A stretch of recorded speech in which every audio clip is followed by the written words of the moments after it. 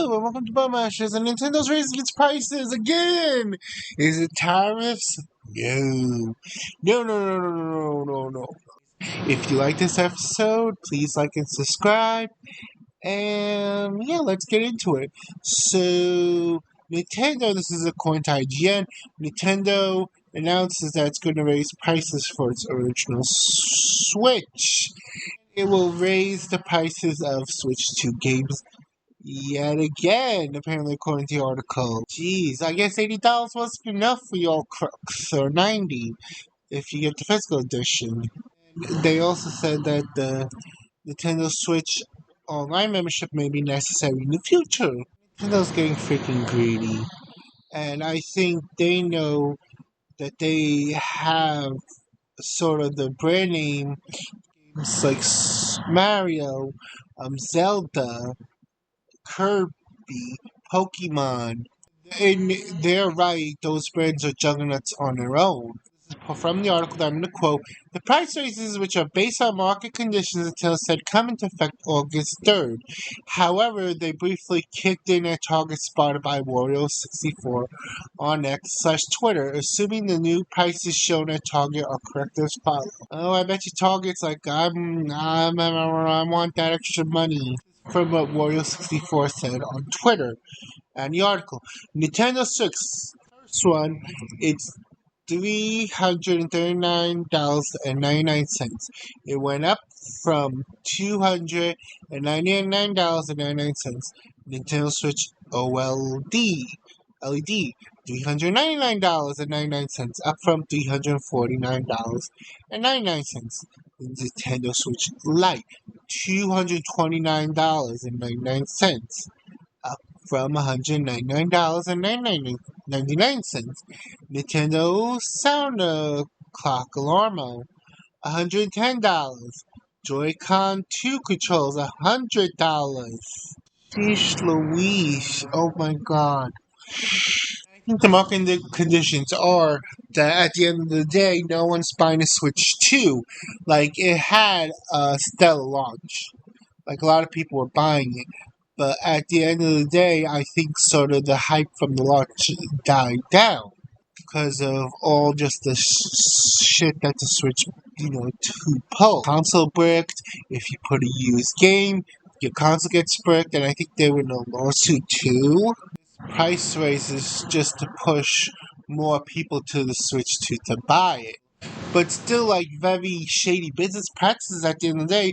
Be real, if you're gonna have the Switch 1 on the market, then you should have it at the same price, especially after your CEO in America of Nintendo's, which is ironically named Bowser, or last name Bowser, my bad, essentially was like, oh yeah, if you can't afford the Switch 2, you could buy a Switch 1 for all those poor motherfuckers. Again, this is I was very lightly interpreting what he said. It's like a very loose interpretation, just had dramatic flair. But, yeah. And the thing is, I don't think the Switch 2 isn't even worth it, the money, let's be real. They only got 2 games right now, Donkey Kong and Mario Kart, and Donkey Kong looks like it looks horrible, and this is from someone who played Donkey Kong games on SNES. Donkey Kong just it looks ugly. It really looks ugly, I'll be honest. Sad in a situation like this is Nintendo is supposed to be a system, like Nintendo systems are more geared toward families and kids. So, the MacGuffins out of the kids and the parents, and it's kind of sad. Why may you need the Nintendo Switch Online features in the future? What are they going to do? Break the console if you don't have the feature? If you're not paying monthly for the system? It's the only thing I can think of myself, because they're already charging to use online for all the classic games on the Switch. So the real question is, are they next gonna make it so that unless you want to use it constantly, you're gonna have to pay per month or per year through the Switch membership, which is worse. It's just fucking sucky. And as someone who was a huge Nintendo stan when I was younger, I literally had the freaking GameCube through high school. and it's the Wii too, the original Wii, and I'm just watching one of my company's favorite companies fall from grace is like it's kind of sad. And I think at the end of the day, they're sort of the Disney of the video game industry. While yes, both are more marketed toward experiences for kids and families, they do have their diehard fans.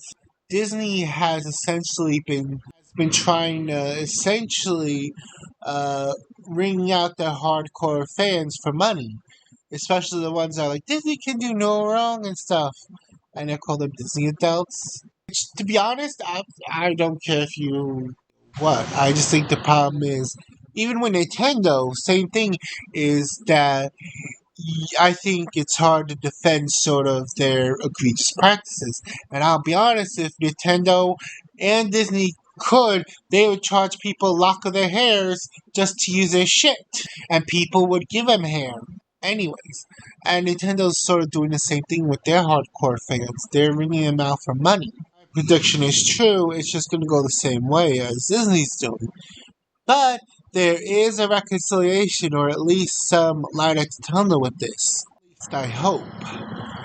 After so many, after a few years of Disney just bringing their customers, no, the parks are very empty, especially during, if you follow like WDJ Pro, um, they were showing that the parks were empty during 4th of July.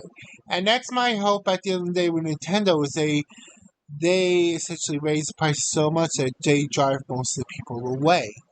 But I don't know, that's going to be a slow process because this did like for 4 years. Some time, but hopefully, people just walk away.